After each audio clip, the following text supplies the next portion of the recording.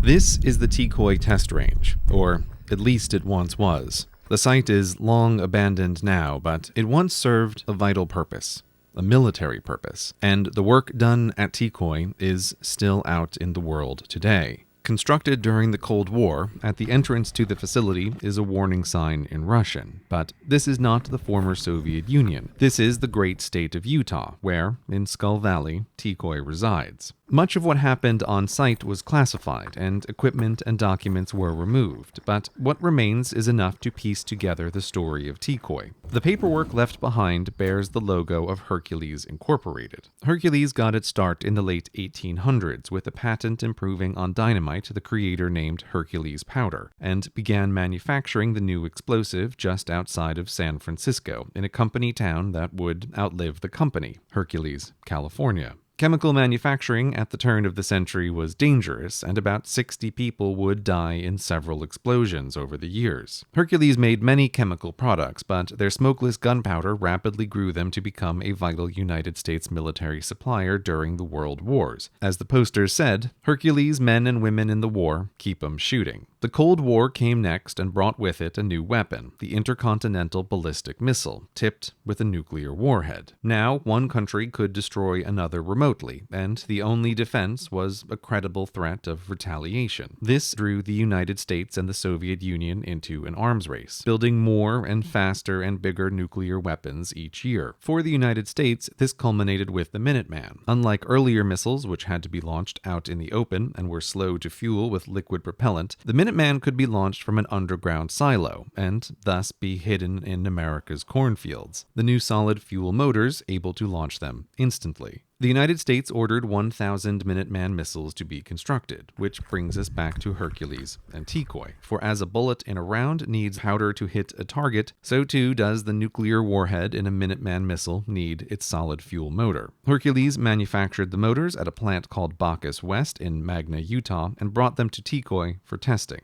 The large concrete cubes still here are thrust blocks, their purpose to be an immovable object for a missile motor to push against during test firing. Each motor needed to be individually calibrated. Hitting a target a quarter of the world away while traveling at Mach 20 is a precise affair. So once in place against the thrust block, technicians would connect sensors to the motor to measure heat and pressure, and those sensors connected via underground cables to instrument bunkers where engineers would record the results with state-of-the-art 1970s computer assistants. Setup for each test could take a week or more, so the motor and engineers and equipment had to be protected from the elements. But a missile can't be fired inside a building without melting the structure around it and invalidating the test. To solve this, the buildings at TEKOI were constructed on rails so they could be pulled back before firing and also give the nearby camera houses a clear view of the test.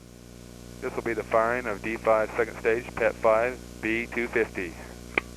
Minus 10, 9, 8, 7, 6, 5, 4, 3, 2, 1, 0. We have ignition.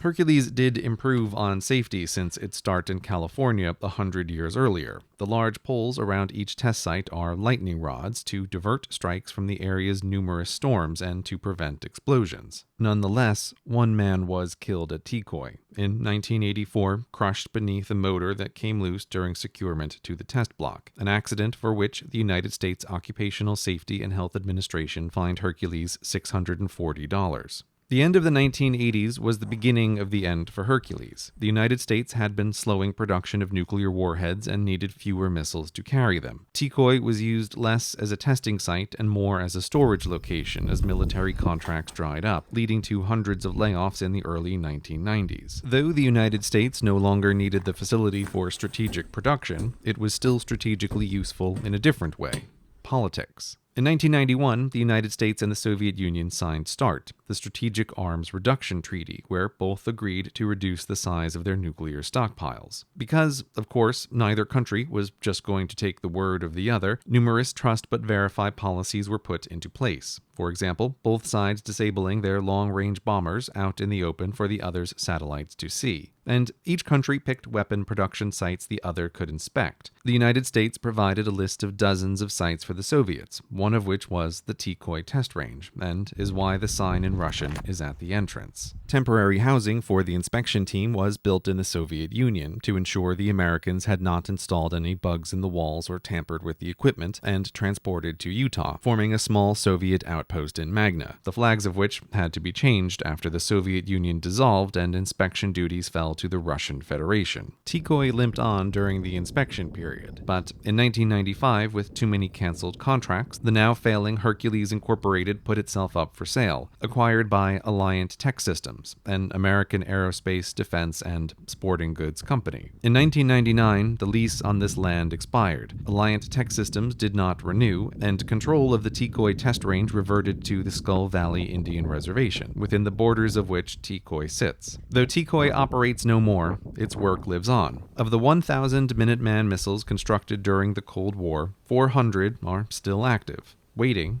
with their solid fuel motors, calibrated here at TEKOI, to launch at a moment's notice.